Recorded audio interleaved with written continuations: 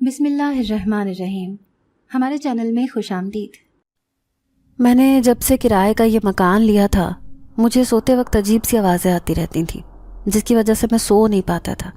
میں اس عجیب سی بے چینی سے تنگ آ گیا تھا کیونکہ رات کو میں ٹھیک سے سو نہیں پاتا اور صبح کو اٹھ کر میں آئس کریم بیچنے چلا جاتا تو کھڑے کھڑے ہی میری آنکھیں خود بخود بند ہونے لگتی تھیں۔ ایک رات میں اپنے اس گھر میں سو رہا تھا جب مجھے کسی کے زور زور سے رونے کی آوازیں آنے لگیں۔ میں فوراً اٹھ گیا، دروازہ کھولا تو مجھے کوئی بھی نظر نہیں آ رہا تھا۔ یہ گھر اکیلا تھا جو 3 کمروں پر مشتمل تھا۔ میں نے ادھر ادھر ہر چیز چھان ماری مگر کوئی بھی نظر نہ آیا۔ اب میرا دل خوف سے لرز رہا تھا، کہیں نہ کہیں میرے ساتھ کچھ غلط ہو رہا تھا۔ پھر اس رات جب میں سویا تو ایک زوردار چیخ سے میری آنکھ کھل گئی۔ مجھے سیڑھیوں پر کسی کے بھاگنے کی آوازیں آنے لگیں۔ میں ان آہٹوں کو محسوس کرتا ہوا جلدی جلدی سے سیڑھیوں کو پار کرتا ہوا اوپر آیا تو جس چیز سے میرا سامنا ہوا اسے دیکھ کر میری روح تک لرز گئی کیونکہ وہ ایک زخمی لڑکی تھی۔ میرا نام عبدالقدیر ہے، میں ایک 22 سال کا نوجوان ہوں۔ میرا تعلق ایک بے حد غریب گھرانے سے تھا، 4 جوان بہنیں اور ایک بوڑھی ماں جن کا بوجھ میرے ہی سر پر تھا۔ ابا کی اچانک ہونے والی موت نے ہم سب کو بری طرح سے ہلا کے رکھ دیا تھا۔ میں نے میٹرک تک تعلیم حاصل کی، آگے پڑھنے کے لیے میں شہر جانا چاہتا تھا مگر ابا کی موت کے بعد میرا یہ خواب ادھورا ہی رہ گیا۔ پھر جب میں 4 بہنوں کی طرف دیکھتا تو اپنے کندھوں پر اتنا زیادہ بوجھ محسوس کرتا جو مجھے ایک قدم بھی اٹھانے نہ دیتا تھا۔ اپنی تمام خواہشوں کو اپنے سینے کے اندر ہی دبا لیا۔ اب میں نے فیصلہ کر لیا تھا کہ آگے کی زندگی انہی کی ذمہ داریوں کو نبھاتے ہوئے گزاروں گا تاکہ میری بوڑھی ماں کو اس عمر میں سکون کی زندگی مہیا کر سکوں۔ ایک جوان بیٹا ہونے کے ناطے میرا یہ فرض تھا کہ میں اپنی ماں کا احسانوں کا بدلہ انہیں سکھ بھری زندگی مہیا کر کے نبھاؤں۔ میری ماں نے بھی ساری عمر محنت مشقت کر کے ہی میرے ابا کا زندگی کی گاڑی چلانے میں ہاتھ بٹایا تھا۔ میں نے جب سے ہوش سنبھالا تھا اماں کو سلائی مشین چلاتے ہوئے ہی دیکھا تھا۔ اکلوتا بیٹا ہونے کے ناطے اماں مجھ سے بے حد پیار کرتی تھیں۔ کھانے میں سب سے اچھی چیز وہ میرے لیے ایک کونے میں چھپا کر رکھ دیتی، میری بہنوں کو روکھی سوکھی کھلا دیتی، مگر گھر میں جو بھی سالن پکتا اس میں سے اچھی بوٹی میرے لیے نکالتی۔ اکثر میری بہنیں اماں سے اس بات پر غصہ کرتی تھیں کہ اماں بھائی کے لیے تو ہر چیز میں سے آپ سب سے زیادہ رکھتی ہیں جبکہ ہمیں تھوڑی تھوڑی سی دیتی ہیں۔ تو اماں انہیں کہتی کہ کل کو یہی بڑا ہو کر میرا سہارا بنے گا، تم لوگ تو اپنے اپنے گھر چلی جاؤ گی، یہ میرے بڑھاپے کا سہارا بنے گا۔ اماں کی یہ بات سن کر میرا دل فخر سے خوش ہو جاتا کہ اماں مجھے اپنا سہارا مانتی ہیں۔ میرا نمبر بہنوں میں 3 نمبر پر تھا۔ 2 میری بڑی بہنیں تھیں جبکہ 2 مجھ سے چھوٹی تھیں۔ ابا کی ایک چھوٹی سی دکان تھی جس پر وہ آئس کریم اور کولڈ ڈرنک بیچا کرتے تھے۔ سردیوں میں ابا کا کاروبار بالکل ٹھپ ہو کر رہ جاتا تھا جبکہ گرمیوں میں ابا کا یہی کام چمک اٹھتا تھا اور عروج پر ہوتا تھا۔ اماں نے اب چھوٹی بہنوں کو کالج میں داخل کروا دیا تھا۔ جب اچانک ہی ابا کی موت ہوئی تو ہم سب بہت صدمے کا شکار ہوئے۔ پھر اماں نے مجھے سمجھایا کہ اب ہم سب تیرے ہی سہارے پر ہیں، تو اپنے ابا کی دکان کھول لے اور ان کے کاروبار کو بند ہونے سے بچا لے۔ یہ گھر کرائے کا تھا اور غیر آباد علاقے میں تھا، اسی لیے ابا کو یہاں سے بہت دور دکان پر جانا پڑتا تھا جس کے لیے ابا سائیکل کا استعمال کرتے تھے۔ پھر ایک دن میں نے اماں سے کہا کہ ہمیں یہ گھر بیچ کر کسی آبادی کے علاقے میں کرائے پر گھر لے لینا چاہیے اور دکان کو بھی تھوڑا بڑا کر دینا چاہیے جس کو چلا کر ہم اپنا گزارا کر سکیں اور گھر کا کرایہ بآسانی دے سکیں۔ اماں کو میری یہ بات ٹھیک لگی۔ پھر ہم نے اس گھر کو بیچا۔ یہ گھر کیونکہ غیر آباد علاقے میں تھا اور کچا تھا، اس وجہ سے کچھ خاص رقم تو ہمارے ہاتھ نہ آئی، مگر جتنے پیسے تھے ان سے ہم نے ایک آبادی والے علاقے میں چھوٹی سی دکان لے لی اور گھر کرائے کا لے لیا۔ اس گھر میں ایک عجیب بات یہ تھی کہ ویسے تو یہ گھر پکا تھا اور 3 کمروں پر مشتمل تھا۔ ایک بڑا سا ٹی وی لاؤنج تھا جس میں صوفے وغیرہ بھی رکھے ہوئے تھے، مگر یوں معلوم ہوتا تھا جیسے کبھی بھی یہاں کوئی انسان نہیں رہے۔ میرا ایک کلاس فیلو تھا جس سے کہہ کر میں نے یہ گھر کرائے پر لیا تھا۔ اس نے کچھ دن بعد ہی مجھے اس گھر کی چابی دے دی۔ جب میں نے اس سے مالک مکان کا کہا تو کہنے لگا کہ کرایہ تم مجھے دے دینا، میں خود ہی مالک مکان کو دے دوں گا، کیونکہ وہ میرے ابا کا دوست ہے، ویسے بھی وہ کسی سے ملتا جلتا نہیں ہے، ہمیشہ اپنے کاروبار کے سلسلے میں شہر سے باہر رہتا ہے۔ یہ گھر اس نے صرف بنوایا تھا، آج تک کرائے پر نہیں چڑھا۔ تمہیں جو مناسب لگے وہ کرایہ تم مجھے دے دینا۔ مجھے اس کی بات ٹھیک لگی۔ میں نے چابی لے کر وہ گھر کھول کر اپنا سامان شفٹ کیا۔ پھر اگلے دن میں اپنی ماں اور بہنوں کے ساتھ اس گھر میں آ کر رہنے لگا۔ مگر حیرت کی بات یہ تھی کہ جیسے ہی میں رات کو سویا اور اندھیرا چار سو پھیلا تو مجھے آہستہ آہستہ کسی کے رونے کی آواز آنے لگی۔ پہلے تو میں سمجھا کہ شاید میری بہنوں یا اماں میں سے کوئی ہے جس کو اپنے گھر سے بچھڑنے کا غم ہے، مگر وہ سب آرام سے سو رہے تھے۔ میں کمرے سے نکل کر باہر آیا اور ادھر ادھر جائزہ لینے لگا کہ یہ رونے کی آواز کہاں سے آ رہی ہے۔ مجھے ہر چیز ہی اپنی جگہ پر ملی، کوئی بھی یہاں پر موجود نہیں تھا۔ میری راتوں کی نیند کئی دن سے پوری نہیں ہو پا رہی تھی۔ دن کے وقت مجھے اپنی دکان پر بیٹھے بیٹھے ہی نیند آ جاتی تھی۔ مجھے اپنا سر بہت زیادہ بھاری محسوس ہونے لگا تھا۔ پھر ایک دن دکان پر بیٹھے ہوئے میں نے اپنے اسی دوست کو فون کیا جس کے توسط سے مجھے یہ گھر کرائے پر ملا تھا۔ اس نے مجھ سے کہا کہ یہ سب کچھ تھکاوٹ کی وجہ سے ہو رہا ہے، تم کام کا زیادہ پریشر لے رہے ہو جس کی وجہ سے بے آرامی کے باعث تمہیں یہ سب کچھ محسوس ہو رہا ہے۔ اکثر ایسا ہوتا ہے، نیند پوری نہ ہونے کی وجہ سے انسان کو غیر معمولی حرکات ہوتی ہوئی دکھائی دیتی ہیں۔ اس نے کہا میں تمہیں ایک ڈاکٹر کا نمبر دیتا ہوں، تم اس سے رجوع کرو۔ جب اس نے مجھے ڈاکٹر کا نمبر دیا تو میں اگلے دن ہی اس ڈاکٹر کے پاس آ گیا۔ اسے اپنی ساری حالت کے متعلق بتایا۔ اس نے مجھے کچھ نیند کی دوائیں اور کچھ خوراک لکھ کر دی۔ اماں نے جب میرے ہاتھ میں وہ دوائیں دیکھیں تو بہت پریشان ہونے لگی۔ میں اماں اور بہنوں کو اس بارے میں کچھ نہیں بتانا چاہتا تھا کیونکہ میرے پاس فی الحال دوسرا گھر بھی نہیں تھا اور اتنی جلدی بندوبست بھی نہیں کر سکتا تھا۔ یہاں کے آس پاس کے تمام گھر کرائے پر چڑھے ہوئے تھے، جو تقریباً سب لوگ ہماری ہی طرح دوسرے گاؤں سے آ کر یہاں بسے تھے۔ میں وہ دوائیاں لے کر رات کو سو گیا۔ مجھے وقتی آرام آ جاتا مگر بے چینی ابھی بھی میرے دل میں گھر کیے ہوئے تھی۔ پھر ایک دن ایک محلے کا آدمی میرے گھر کے پاس سے گزرا تو میں نے اسے روک کر پوچھا کہ بھائی یہاں پر کوئی آسیب وغیرہ کا معاملہ کسی نے دیکھا ہے؟ تو وہ کہنے لگا کہ ہم تو اتنے عرصے سے یہاں پر ہیں، کوئی بھی ایسی حرکت ہوتے ہوئے نہیں دیکھی۔ اس کا مطلب تھا کہ ان کے گھروں میں اس چیز کا کوئی سایہ وغیرہ نہیں تھا۔ یہ واحد گھر تھا جس میں یہ ساری حرکتیں ہو رہی تھیں۔ اب میری پریشانی میں مزید اضافہ ہو رہا تھا۔ پھر میں سوچنے لگا کہ کیوں نہ میں کسی عامل وغیرہ سے اس کے متعلق بات کروں۔ میرا کام میں بھی بالکل دل نہیں لگ رہا تھا۔ رات کا کھانا کھا کر میں نے ساری دوائیاں بھی کھا لی، اپنے بستر پر چادر لے کر سو گیا۔ ابھی آدھی رات کا پہر گزرا تھا جب مجھے پھر سے وہی رونے کی آوازیں آنے لگیں، مگر دوائیوں کی غنودگی کی وجہ سے میری آنکھیں بوجھل ہو رہی تھیں، جس وجہ سے میں آنکھیں نہیں کھول پا رہا تھا۔ پھر نیند میں ہی مجھے ایسے محسوس ہوا جیسے کوئی لڑکی سفید لباس پہنے میرے سامنے کھڑی ہے اور بے حد رو رہی ہے۔ میں اس کے سامنے کھڑا ہوا ہوں مگر میں کچھ بھی نہیں کر پا رہا۔ میں اس سے پوچھ رہا ہوں کہ تم کون ہو، یہاں پر کیا کر رہی ہو؟ تو وہ مجھے بتا رہی ہے کہ میں اسی گھر کی چھت پر رہتی ہوں، یہی میرا ٹھکانہ ہے۔ میں بہت حیرانگی سے اس لڑکی کے چہرے کو دیکھ رہا ہوں۔ اس کا رنگ سرخ و سفید ہے، جیسے کوئی جنت کی حور اتر آئی ہو۔ سفید لباس پہنے وہ لڑکی اس لباس سے بھی زیادہ سفید نظر آ رہی تھی۔ اس کی بڑی بڑی آنکھیں، لمبے کالے بال جو اس کی کمر پر بکھرے ہوئے تھے۔ اس نے اپنے ایک پاؤں میں پازیب پہن رکھی تھی جو بے حد چمک رہی تھی۔ جب میں صبح نیند سے اٹھ کر باہر آیا تو اماں اور میری بہنوں نے ناشتہ کر لیا تھا۔ تبھی اماں چھوٹی سے بولیں کہ جاؤ بھائی کے لیے چائے بنا دو۔ میں بھی آ کر اماں کے ساتھ بیٹھ گیا۔ تبھی اچانک سے اماں نے میرے سر پر ہاتھ رکھا، کہنے لگی کیا بات ہے عبدالقدیر، تمہاری آنکھیں اتنی لال کیوں ہو رہی ہیں؟ میں نے سرخ آنکھیں لیے ہوئے اماں کی طرف دیکھا تو اماں کی حیرت کی انتہا نہ رہی۔ اماں اب گڑبڑانے لگی، کہنے لگی تیری آنکھیں تو بے حد سرخ ہو رہی ہیں، کیا تو رات بھر نہیں سویا؟ وہ خواب دیکھنے کی وجہ سے میری آنکھیں اس قدر سرخ ہو چکی تھیں۔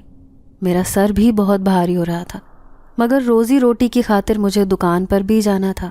اماں کہنے لگیں کہ آج تو دکان سے چھٹی لے لے۔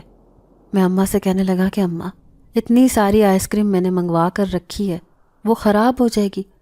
اماں کہنے لگیں کہ اپنی صحت کا بھی ساتھ ساتھ خیال رکھو۔ میں اماں سے کہنے لگا کہ آج ڈاکٹر کی طرف جاؤں گا۔ میں اماں کو یوں ہی دلاسا دے کر بات کو ٹال گیا۔ چائے پی کر میں دکان کے لیے نکل آیا۔ میں دکان پر بیٹھا آتے جاتے لوگوں کو دیکھ رہا تھا، جن میں سے کچھ لوگ میری طرف آتے اور آئس کریم، جوس اور بوتل وغیرہ خریدتے۔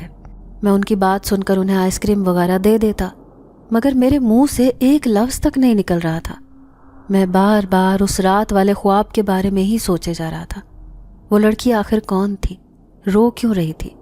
پھر میں نے سوچا کہ وہ اسی گھر کی چھت پر بیٹھی ہوئی تھی، بتا رہی تھی کہ میں یہاں پر رہتی ہوں، شام کو جب میں گھر جاؤں گا تو اس چھت کا جائزہ ضرور لوں گا، شاید یہ آوازیں بھی مجھے وہیں سے آتی ہیں، یقیناً وہاں پر کوئی اور ہی مخلوق آباد ہے۔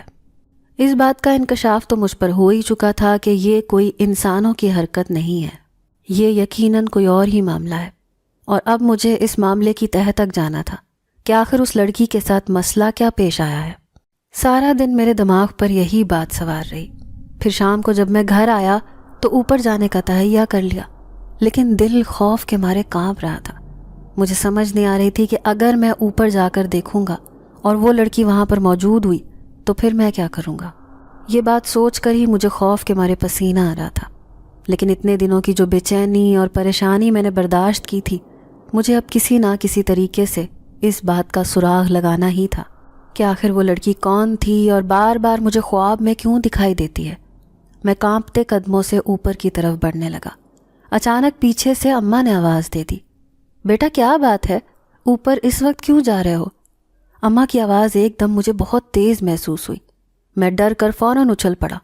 اماں سے کہنے لگا، نہیں اماں، بس طبیعت ذرا گھبرا رہی ہے، اسی لیے چھت پر جا رہا ہوں، ابھی کچھ دیر میں آ جاؤں گا۔ اماں کہنے لگی، اتنے دنوں سے تمہاری طبیعت کچھ ٹھیک نہیں ہے، ابھی بھی تمہاری آنکھیں سرخ سی محسوس ہو رہی ہیں، لگتا ہے دوائیوں نے اثر نہیں کیا، تم اپنا ڈاکٹر بدل لو۔ اماں نے پریشانی کے مارے مجھے کہا تو میں سر ہلاتا ہوا اوپر آ گیا، تاہم ہر سیڑھی کے ساتھ میرا دل کانپ جاتا۔ اوپر آنے کے بعد چھت کا دروازہ کھولا تو وہ ایک زوردار چڑچڑاہٹ کے ساتھ کھلتا چلا گیا۔ سارا دروازہ زنگ آلود تھا، اسی لیے اس چڑچڑاہٹ کی آواز اس وقت بہت بری طرح محسوس ہوئی۔ میں چند لمحے تو وہیں کھڑا رہا، سمجھ نہیں آ رہی تھی کہ یہ دروازہ پار کروں یا نہیں۔ مجھے ایسے لگ رہا تھا جیسے ہی دروازہ پار کروں گا میں کسی اور دنیا میں چلا جاؤں گا، لیکن یہ صرف میرا وہم تھا۔ میں نے دل ہی دل میں قرآنی آیات کا ورد کیا اور گہرا سانس بھرتا ہوا دروازہ پار کر کے چھت پر آ گیا۔ چھت بھی کافی کھلی تھی اور اس وقت ہلکی ہلکی ہوا محسوس ہو رہی تھی۔ میں چند قدم آگے بڑھا تو مجھے چھت کی منڈیر کے ساتھ سفید لباس میں لگی ہوئی لڑکی نظر آئی۔ اس کے لمبے بال اس کی پشت پر پھیلے ہوئے تھے اور اس کا چہرہ منڈیر سے نیچے کی طرف جھانک رہا تھا۔ خوف کے مارے میرا دل اچھل کر حلق میں آ گیا۔ میں اپنی جگہ پر کھڑے کا کھڑا رہ گیا۔ میں اسے پکارنا چاہتا تھا، اس سے پوچھنا چاہتا تھا کہ وہ کون ہے، لیکن ہمت نہیں ہو رہی تھی۔ سوچا یہاں سے واپس چلا جاتا ہوں۔ ابھی قدم بڑھایا ہی تھا کہ ایک دم وہ لڑکی مڑی، میری طرف بڑھ کر کہنے لگی، تم ایسے کیسے نیچے جا سکتے ہو؟ اس کے اس طرح کہنے پر میرے منہ سے ایک ہلکی سی چیخ برآمد ہو گئی، تاہم میں نے خود پر قابو پایا اور اسے کہنے لگا کہ میں بس تمہیں دیکھنے آیا تھا، تم یہاں پر کیا کر رہی ہو؟ میں نے خوف کے مارے تھوک نگلتے ہوئے اسے کہا تو وہ بڑے عجیب انداز میں مسکرائی، کہنے لگی، میں تو یہیں چھت پر ہوتی ہوں، اب یہ چھت ہی میرا نصیب لکھ دی گئی ہے۔ اس کے اس انداز پر میں خود بھی جیسے پریشان سا ہو گیا۔ کہنے لگا، آخر تم اس چھت پر کیوں ہو؟ کون ہو تم اور کیوں مجھے تنگ کر رہی ہو؟ میں تمہاری وجہ سے کتنی راتوں تک نہیں سو سکا، اور پھر جس طرح کل میرے خواب میں آ کر تم نے مجھے پریشان کیا، مجھے سمجھ نہیں آ رہی آخر تم مجھ سے کیا چاہتی ہو۔ وہ لڑکی میری طرف دیکھتی رہی، کہنے لگی، میں جانتی ہوں تم پریشان ہو، لیکن تم نہیں جانتے کہ میں کتنی پریشانی کے بعد یہاں تک پہنچی ہوں۔ تم کچھ بھی نہیں جانتے، تم بھی ایک مرد ہو، باقی مردوں کی طرح ظالم اور بے حس ہو۔ جاؤ دفع ہو جاؤ یہاں سے، اس سے پہلے کہ میں تمہارے ساتھ کچھ برا کر دوں، تم یہاں سے دفع ہو جاؤ۔ اس لڑکی نے غصے میں چلاتے ہوئے کہا اور ساتھ ہی مجھے ایک زوردار دھکا دے دیا۔ میں سیڑھیوں کی طرف گرتے گرتے بچا۔ میں نے خود کو بہت مشکل سے قابو کیا اور خوف کے مارے کانپتا ہوا نیچے اتر آیا۔ میں کسی طرح سیڑھیاں اتر کر نیچے آیا یہ میں ہی جانتا تھا۔ میرا رنگ زرد پڑ چکا تھا۔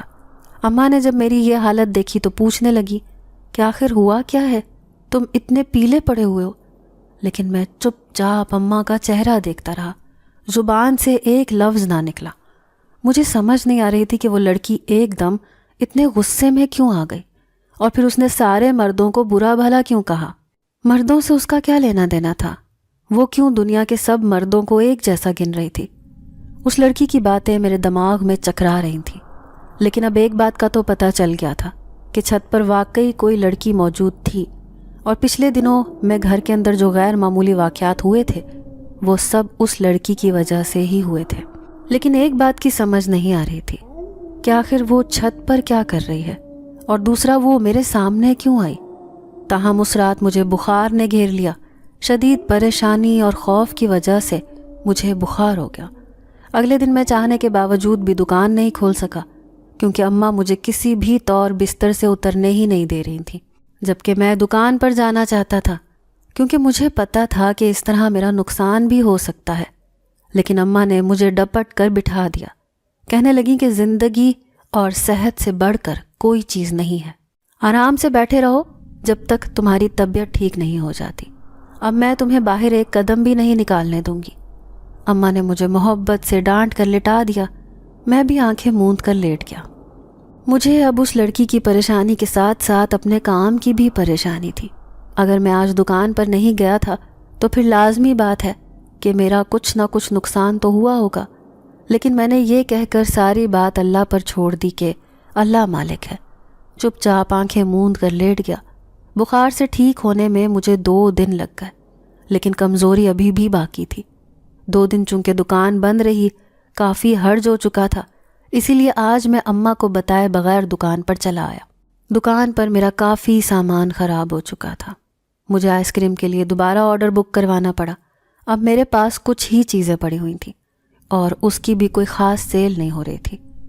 میں خاموشی سے سر جھکائے دکان کے کاؤنٹر پر بیٹھا ہوا تھا، لیکن بار بار دھیان اس لڑکی کی طرف ہی جا رہا تھا جو اپنی کوئی پریشانی مجھے بتانا چاہتی تھی، لیکن مجھے اس بات کی بھی سمجھ نہیں آ رہی تھی کہ آخر وہ مجھ سے کیا چاہتی ہے۔ تاہم میں نے ایک بات تو طے کر لی تھی کہ کسی دن اوپر جا کر میں اس سے تفصیل سے پوچھوں گا آخر اس کا مسئلہ کیا ہے اور وہ اس طرح سے کیوں بھٹکتی پھر رہی ہے۔ 2 دن تک تو میں کافی مصروف رہا، پھر جیسے ہی فرصت میسر ہوئی تو میں فوراً چھت کی سیڑھیاں چڑھایا۔ چھت پر وہ ویسے ہی منڈیر سے جھانکتی ہوئی دکھائی دی۔ آج بھی اس کے بال اس کی پشت پر پھیلے ہوئے تھے، اور سفید لباس قدرے میلا سا ہو رہا تھا۔ ایسے لگ رہا تھا جیسے وہ کافی دیر سے وہیں پر کھڑی ہے۔ آج تو اس نے میری طرف رخ بھی نہیں موڑا تھا۔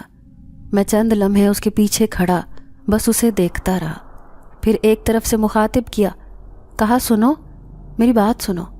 مجھے اس کا نام تو نہیں پتا تھا، لیکن میں نے اس طرح ہی کام چلا لیا۔ وہ میری بات سن کر مجھے دیکھنے لگی۔ میں نے کہا آخر تم اس چھت پر کیوں رہتی ہو؟ تم مجھے بتا کیوں نہیں دیتی کہ تم مجھے کیوں تنگ کر رہی ہو؟ کیا بات ہے؟ کس وجہ سے تم یہاں پر ہو؟ میں نے زچ ہوتے ہوئے اس جنزادی سے پوچھا، تو وہ چند لمحے مجھے دیکھتی رہی، پھر کہنے لگی میں تمہیں اپنے بارے میں کیا بتاؤں؟ میں نے کیا کیا کچھ جھیلا ہے اور کیا کیا کچھ برداشت کیا ہے، تم یہ بات سوچ بھی نہیں سکتے۔ اس نے دکھ بھرے لہجے میں کہتے ہوئے مجھے دیکھا تو میں خود بھی جیسے ملول سا ہو گیا۔ میں نے اسے کہا کہ دنیا میں بہت سارے دکھ اور سکھ دیکھنے پڑتے ہیں، لیکن مجھے اندازہ نہیں ہے کہ آخر تمہارے ساتھ ایسا کیا گزرا ہے جو تم اتنی دل آزردہ ہو اور تم یہاں سے جانا نہیں چاہ رہے ہو۔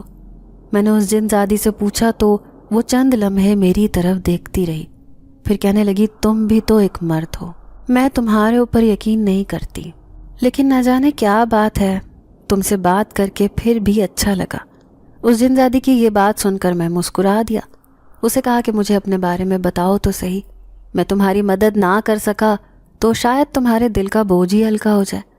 اس جنزادی کو میں نے کہا تو وہ خاموش ہو گئی، لیکن کچھ نہیں بولی، پھر چند لمحوں کے بعد وہاں سے چلی گئی۔ میں چھت پر ادھر ادھر اسے ڈھونڈتا رہ گیا۔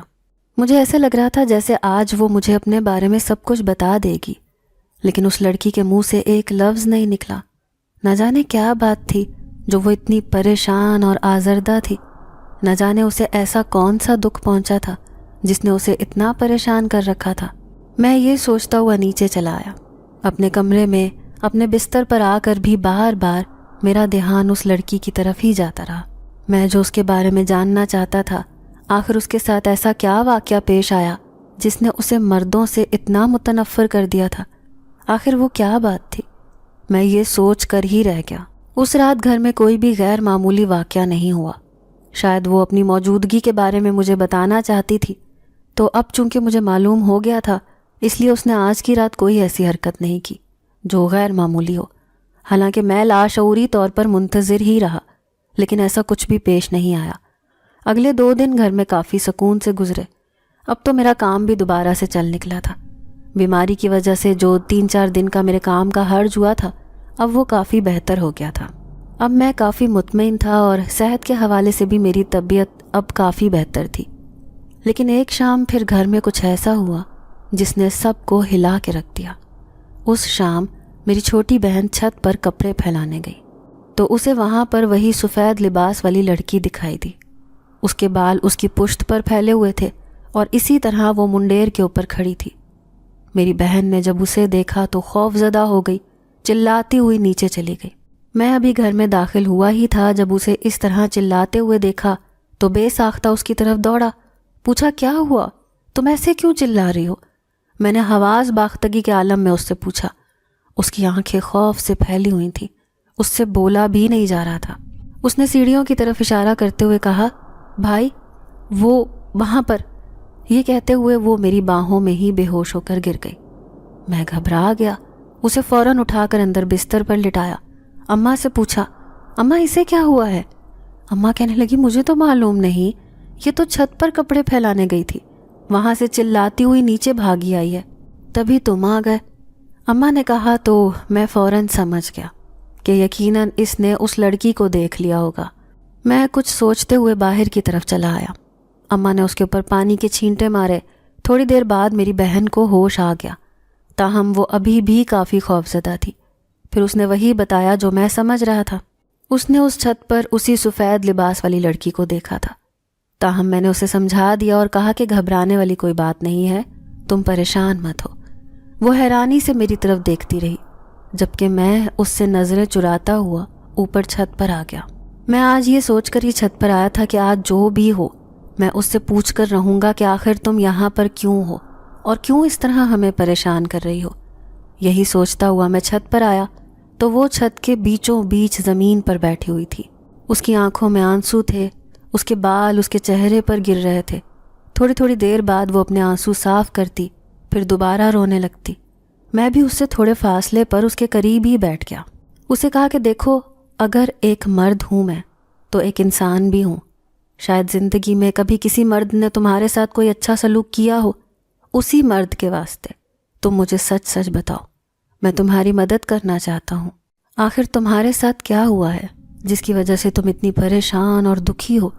میں نے اسے حوصلہ دلاتے ہوئے اس سے پوچھا۔ وہ بدستور رو رہی تھی، بار بار اپنے آنسو صاف کر رہی تھی۔ میں چند لمحے بے بسی سے اسے دیکھتا رہا، پھر کچھ دیر بعد وہ اپنے آنسو صاف کر کے جیسے ایک فیصلے پر پہنچی۔ کہنے لگی، تم جاننا چاہتے ہو کہ آخر وہ کیا بات ہے جس نے مجھے مردوں سے اتنا متنفر کیا ہوا ہے؟ میں یہاں پر کیا کر رہی ہوں؟ تم جاننا چاہتے ہو نا کہ میرے ساتھ کیا گزرا؟ اس لڑکی نے مجھ سے پوچھا تو میں نے فوراً ہاں میں سر ہلا دیا۔ تو کہنے لگی، ٹھیک ہے، میں تمہیں بتاتی ہوں، پھر تم خود ہی فیصلہ کرنا کہ مردوں سے نفرت میں سچی ہوں یا جھوٹی۔ تمہیں خود اس بات کا اندازہ ہو جائے گا۔ اس لڑکی نے کہا تو میں نے اسے حوصلہ دیتے ہوئے کہا کہ تم بالکل ٹھیک کہہ رہی ہو، تم جو بھی مجھے بتاؤ گی مجھے اس پر یقین ہے کہ وہ سچ ہوگا۔ لیکن میں تمہیں ایک بات کہنا چاہتا ہوں، دنیا کے سب مرد ایک جیسے نہیں ہوتے۔ کوئی تمہارا باپ بھی ہوگا، کوئی بھائی بھی ہوگا، وہ بھی تو ایک مرد ہے نا، انہوں نے تو تمہارے ساتھ اچھا سلوک کیا ہوگا۔ ان کے اچھے سلوک کو دیکھو، ساری انگلیاں ایک جیسی نہیں ہوتی۔ میں نے اسے وضاحت دیتے ہوئے کہا تو وہ خاموش سی ہو گئی، پھر کہنے لگی کہ یہ چند برس پہلے کی بات ہے۔ میں بھی ایک شوخ اور چنچل سی لڑکی ہوتی تھی، شرارتی اور نٹ کھٹ سی، جسے ٹک کر بیٹھنا آتا ہی نہیں تھا، جو ہر وقت شرارتیں کرتی رہتی، اپنی شرارتوں سے دوسروں کی ناک میں دم کیے رکھتی۔ میں 2 بھائیوں کی اکلوتی بہن تھی، اس کے علاوہ اماں ابا کی بھی بے حد لاڈلی تھی۔ چونکہ میں گھر میں سب سے چھوٹی تھی، اس لیے میرے ناز نخرے بھی خوب اٹھائے گئے۔ پیار محبت کا تو کوئی شمار ہی نہیں تھا۔ میں اگر اپنے آپ کو دنیا کی خوش قسمت لڑکی سمجھوں تو یہ غلط نہیں ہوگا۔ میں اسی پیار محبت کی چھایا میں جوان ہوتی گئی، اور اب میں اپنے ماں باپ کی محبت کے سائے تلے پلتی رہی۔ ساتھ ساتھ میں تعلیم بھی حاصل کر رہی تھی۔ انہی دنوں میں ہمارے گھر کے سامنے والے گھر کے اوپر والے پورشن میں ایک فیملی آ کر آباد ہوئی۔ ان کا ایک بیٹا تھا، کافی خوبصورت اور جوان تھا۔ وہ کہیں پر نوکری کرتا تھا۔ یوں ہی آتے جاتے اکثر وہ مجھے دیکھتا تو گہری نگاہوں سے دیکھتا ہی رہتا۔ مجھے شروع میں بہت برا لگتا، اس کا انداز مجھے بہت عجیب سا لگتا، میں اپنے آپ میں سمٹ کر رہ جاتی۔ لیکن پھر کچھ وقت گزرنے کے بعد مجھے اس کا انداز اچھا لگنے لگا، میں جیسے اس کی منتظر رہنے لگی، اس کی نگاہیں مجھے اچھی لگنے لگی۔ اور پھر اس نے جب میرے انداز میں اپنائیت دیکھی تو اس نے مجھے ایک خط پھینکا۔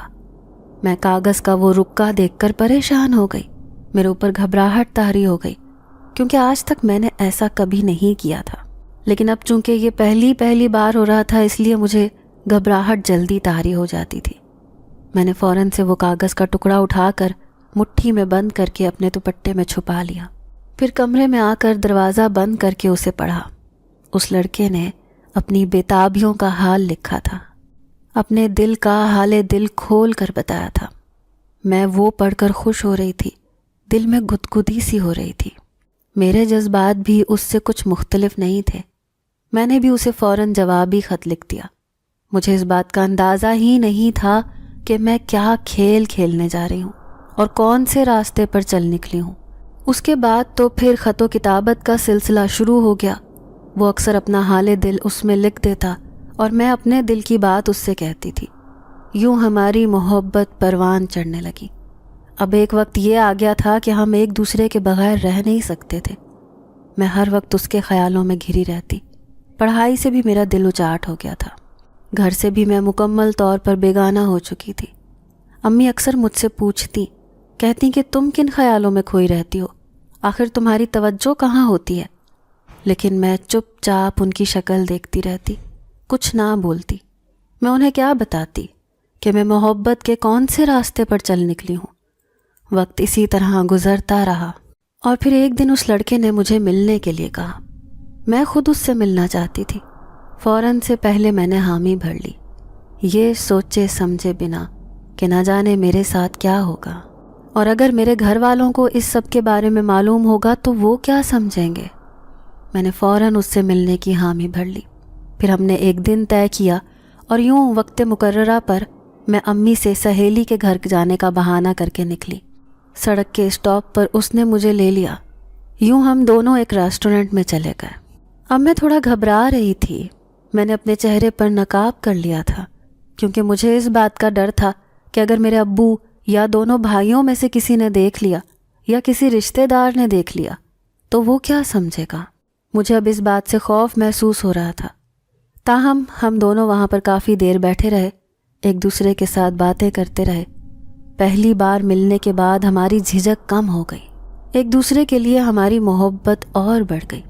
اب تو ایسے لگتا تھا جیسے ایک پل بھی ایک دوسرے کے بنا گزارا ممکن نہیں ہے۔ یہی وجہ تھی کہ ابھی ایک ہفتہ ہی گزرا تھا کہ اس نے مجھے پھر ملنے کے لیے بلایا۔ میں تو خود اس سے ملنا چاہتی تھی، اس سے آمنے سامنے بیٹھ کر باتیں کرنا چاہتی تھی۔ یہی وجہ تھی کہ میں نے پھر سے گھر سے بہانہ کیا، اس کے ساتھ نکل آئی۔ اب کی بار ہم کسی اور ہوٹل میں چلے گئے۔ وہاں پر ہم 2 گھنٹے ایک دوسرے کے ساتھ بیٹھ کر باتیں کرتے رہے۔ کھانا کھا کر پھر گھر واپس آ گئے۔ ابھی تک تو گھر والوں میں سے کسی کو مجھ پر شک نہیں ہوا تھا اور نہ ہی میں نے ہونے دیا تھا، لیکن اب میرے بدلتے ہوئے اطوار امی کو تشویش میں ڈال رہے تھے۔ ان کا کہنا تھا کہ تمہیں کچھ ہو گیا ہے، کیوں تم بار بار چھت پر جاتی ہو، کیوں تم بار بار دروازے میں جھانکتی ہو، آخر کیا وجہ ہے؟ جبکہ میں نے اپنی امی سے کہا کہ یہ آپ کا وہم ہے، ایسا کچھ بھی نہیں ہے، لیکن امی نے یہ بات نہیں سمجھی۔ انہیں بدستور مجھ پر شک رہا۔ 2 بار ملنے کے بعد اب تو میری جھجک بالکل ختم ہو چکی تھی اور اب مجھے باہر جانے کا کوئی ڈر نہیں رہا تھا۔ اس لیے جیسے ہی اس نے مجھے اگلی بار ملنے کے لیے بلایا تو میں پھر سے تیار ہو گئی۔ امی کے ساتھ سہیلی کے ساتھ بازار جانے کا کہہ کر میں گھر سے نکل آئی۔ میں جیسے ہی اسٹاپ پر آئی تو وہ پہلے سے ہی موجود تھا۔ مجھے اس نے اپنی موٹر سائیکل پر بٹھایا اور ساتھ لے کر چل پڑا، لیکن آج راستہ کچھ اور تھا۔ میں نے اس سے پوچھا کہ ہم کہاں جا رہے ہیں۔ اس کا کہنا تھا کہ ہوٹل میں مجھے ڈر لگا رہتا ہے کہ کوئی تمہیں دیکھ نہ لے۔ میں نہیں چاہتا کہ تمہاری عزت پر کوئی حرف آئے اور اس طرح تمہیں دیکھ کر لوگ باتیں بنائیں، اس لیے آج میں تمہیں اپنے ایک دوست کے گھر لے کر جا رہا ہوں۔ اس کا گھر خالی ہے، ابھی اس نے کرائے پر نہیں دیا ہوا، اس لیے ہم کچھ وقت وہاں پر بیٹھیں گے، پھر میں تمہیں واپس لے آؤں گا۔ میں اس پر اندھا یقین کرتی تھی، اسی لیے اس کے ساتھ چلی گئی۔ میں نے بالکل بھی نہیں سوچا کہ وہ گھر تو خالی ہوگا، وہاں پر کوئی نہیں ہوگا۔ میں اس کے اوپر اعتبار کر کے اس کے ساتھ چلی آئی، لیکن مجھے اندازہ نہیں تھا کہ میرا یہ اعتبار غلط ثابت ہوگا۔ اس گھر میں داخل ہوتے ہی مجھے اس بات کا احساس ہو گیا تھا کہ وہ گھر خالی ہے، اور یہاں پر مجھے ایک دم سے گھبراہٹ ہونے لگی۔ میں ابھی 10 منٹ ہی بیٹھی تھی کہ میں نے اسے کہا کہ مجھے واپس چھوڑ آؤ، مجھے گھبراہٹ ہو رہی ہے۔ وہ کہنے لگا کہ اب اتنی دیر بعد تو اس طرح ملنے کا موقع ملا ہے، تم کیوں گھبرا رہی ہو؟ کیا تمہیں مجھ پر اعتبار نہیں ہے؟ یہ کہتے ہوئے اس نے ایک دم میرا ہاتھ تھام لیا۔ میں تھوڑا سا گھبرائی، لیکن چونکہ مجھے اس پر اعتبار تھا اس لیے میں نے اپنا سر ہلا دیا اور کہا کہ مجھے تم پر اعتبار ہے، لیکن مجھے ویسے ہی یہاں پر گھبراہٹ ہو رہی ہے، اس لیے واپس چلنے کا کہہ رہی ہوں۔ میں نے اپنے ہونٹوں پر زبان پھیرتے ہوئے اسے کہا۔ اتنی دیر میں وہ میرے تھوڑا اور قریب ہو گیا، پھر اس نے میرے ساتھ ایک شوخ جسارت کی۔ میں سٹ پٹا گئی، گھبرا کر اس سے پیچھے ہٹی، لیکن یہ تو صرف ابتدا تھی۔ اس کے بعد وہ کھیل شروع ہو گیا جو ایک عورت کو کہیں کا نہیں چھوڑتا۔ تب تک مجھے اس بات کا اندازہ نہیں تھا، اور جب اندازہ ہوا تب تک بہت دیر ہو چکی تھی۔ میرے ساتھ غلط کرنے کے بعد بھی وہ مجھ سے بہت شرمندہ ہوا، کہنے لگا جذبات میں آ کر وہ بہک گیا تھا، آئندہ ایسا نہیں ہوگا۔ وہ مجھ سے محبت کرتا ہے، کبھی مجھے اکیلا نہیں چھوڑے گا۔ لیکن نہ جانے کیوں میرے دل پر ایک ٹھنڈی برف سی طاری ہو گئی تھی۔ اس کے الفاظ میرے اوپر کوئی اثر نہیں کر رہے تھے۔ میں نے اسے سختی سے کہا کہ مجھے گھر چھوڑ کر آؤ۔ وہ بھی فوراً اٹھ گیا۔ میں گھر آ گئی۔ اس کے بعد سے میرا پچھتاوا شروع ہو گیا۔ مجھے رہ رہ کر یہ خیال آ رہا تھا کہ جو کچھ بھی ہوا ہے وہ غلط تھا، مجھے ایسا نہیں کرنا چاہیے تھا۔ مجھے ایک اجنبی پر اتنا اعتبار کر کے اس کے ساتھ کسی خالی گھر میں نہیں جانا چاہیے تھا۔ لیکن یہ وقت دوبارہ میرے ہاتھ نہیں آیا، اور اس کے کچھ دن بعد تک ہمارا کوئی رابطہ نہیں رہا۔ میں اس سے ناراض تھی، اپنی ناراضگی اس کے اوپر ظاہر کرنا چاہتی تھی۔ یہی وجہ تھی کہ میں نے اسے کوئی خط نہیں لکھا۔ کچھ دن کے انتظار کے بعد اس نے دوبارہ مجھے خط لکھا۔ اپنی غلطی کی معافی مانگتے ہوئے اس نے کہا کہ وہ دوبارہ ایسی کوئی حرکت نہیں کرے گا، اور اگر میں چاہوں تو وہ اپنے ماں باپ کو میرے گھر رشتہ لینے کے لیے بھیج دیتا ہے۔ اس کی یہ بات سن کر میں کھل اٹھی۔ میں نے فوراً حامی بھر لی، لیکن انہی دنوں میں مجھے پتہ چلا کہ میں ماں بننے والی ہوں۔ یہ جان کر میرے پیروں تلے سے زمین سرک گئی تھی۔ میں اب اس سے دوبارہ ملنا چاہتی تھی، جلد از جلد شادی کے لیے کہنا چاہتی تھی۔ ابھی تک میں نے گھر والوں کو اس بارے میں نہیں بتایا تھا، لیکن میری خراب ہوتی حالت امی کو شک میں مبتلا کر رہی تھی، اور پھر میں نے اس سے ملنے کا ایک دن فائنل کیا۔ ہم دوبارہ اسی گھر میں چلے آئے۔ جب میں نے اسے اپنی ماں بننے کے بارے میں بتایا تو وہ بے حد حیران ہوا اور جیسے سٹ پٹا سا گیا۔ کہنے لگا یہ کیسے ممکن ہے، تم نے مجھے پہلے کیوں نہیں بتایا؟ جبکہ میں اس پر برس پڑی۔ کہنے لگی یہ سب تمہارا کیا دھرا ہے، اب تم ہی مجھے عزت اور تحفظ دو گے۔ اپنے ماں باپ کو میرے گھر بھیجو، مجھے عزت سے رخصت کروا کر لے کر جاؤ۔ لیکن میری بات سن کر وہ کہنے لگا کہ یہ اتنی آسانی سے اور اتنی جلدی ممکن نہیں ہے، میں ابھی اپنے ماں باپ کو نہیں بھیج سکتا، ابھی مجھے اپنا کریئر بنانا ہے، سیٹ ہونا ہے۔ تم میرے گلے میں بچے کا توق ڈالنا چاہتی ہو۔ الغرض اس نے اتنی باتیں کی، مجھے اندازہ ہو گیا کہ اب وہ مجھے اپنانے کے لیے تیار نہیں ہے۔ میں صدمے کی حالت میں وہیں بیٹھی رہ گئی۔ وہ وہاں سے چلا گیا، مجھے وہیں چھوڑ کر وہ اس گھر سے نکل گیا، اور جب میرے پاس کوئی راستہ نہیں بچا تو میں نے اس چھت سے کود کر خودکشی کر لی۔ میں نے خود اپنی جان لے لی۔ اس دن کے بعد سے میں اسی گھر میں ہوں، یہیں پر بھٹکتی پھر رہی ہوں، تکلیف کے ساتھ رہ رہی ہوں۔ میں منتظر ہوں کہ کب وہ یہاں پر آئے اور میں اس سے اپنا بدلہ لوں۔ اس لڑکی نے اپنی دردناک کہانی ختم کرتے ہوئے کہا تو میں تعصب سے اسے دیکھتا رہ گیا۔ کہنے لگا کہ مجھے بہت افسوس ہوا ہے تمہاری یہ کہانی سن کر، مجھے خود اپنے مرد ہونے پر شرمندگی ہو رہی ہے، لیکن اس میں تمہاری بھی غلطی ہے۔ تمہیں اپنے ماں باپ کو دھوکہ نہیں دینا چاہیے تھا، تمہیں ایک غیر مرد پر اتنا بھروسہ نہیں کرنا چاہیے تھا کہ اس کے ساتھ تنہائی میں ملنے کے لیے تم چلی آؤ۔ تم جانتی ہو نا تنہائی میں مرد اور عورت کا ساتھ آگ کا کھیل ہوتا ہے جو فوراً بھڑک اٹھتا ہے. تمہیں چاہیے تھا تم اپنا خیال رکھتی، اپنے آپ کو سنبھال کر رکھتی، لیکن اب جو کچھ ہوا وہ بدلا تو نہیں جا سکتا. اس میں سراسر نقصان تمہارا اور تمہارے ماں باپ کا ہوا.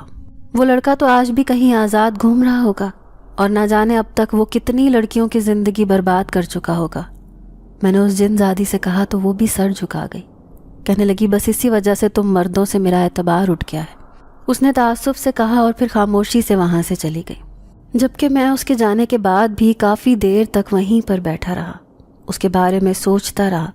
اگلے دن میں شام کے وقت جب گھر آیا تو گھر والوں کے لیے آئس کریم لے کر آیا. میں نے ایک آئس کریم اپنے پاس چھپا لی، چھپ کر اوپر لے آیا. وہ سامنے ہی منڈیر کے پاس کھڑی تھی. نہ جانے کیوں وہ ہمیشہ وہیں پر کھڑی ہوتی تھی. میں نے وہ آئس کریم اس کی طرف بڑھائی، کہا یہ لو. اب چونکہ ہماری دوستی ہو چکی ہے تو دوستی کی وجہ سے کچھ میٹھا تو بنتا ہے، یہ میں تمہارے لیے خاص طور پر لے کر آیا ہوں. اس نے وہ آئس کریم تھامتے ہوئے میری طرف بڑی مشکور سی نظروں سے دیکھا تو میں مسکرا دیا. وہ بڑے شوق سے آئس کریم کھانے لگی. میں دلچسپی سے اسے دیکھتا رہا. اب اکثر ہی ایسا ہونے لگا، میں اکثر اس کے لیے آئس کریم لے کر آتا، چھپ کر اسے اوپر پکڑا دیتا. وہ آئس کریم بہت شوق سے کھانے لگی تھی.